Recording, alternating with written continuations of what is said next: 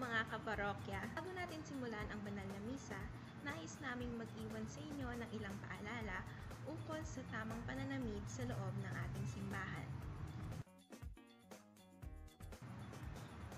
Para sa mga kalalakihan, dagdag pogi points na sa inyo kung kayo ay magsusuot ng pantalon at pang-itaas na simpleng t-shirt o polo.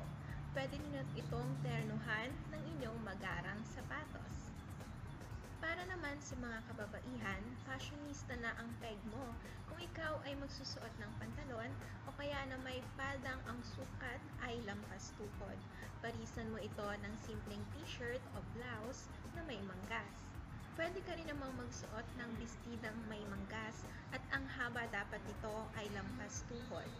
Parisan mo na ito ng iyong paboritong sandals o closed shoes.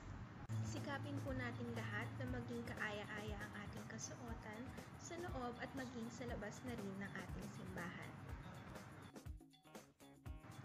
Ang pamantayan ng tamang pananamit ay nakabatay sa kung paano tayo makaaambag sa pagiging banal ng tahanan ng Diyos. Magagawa natin ito kung tayo ay hindi magiging agaw-pansin sa ating kapwa. Nawa ay maging sensitibo po tayo sa simpleng paalalang ito. Ang fashion statement mo, pwedeng-pwede, hanggat komportable ka at magiging komportable ka rin sa pananamit.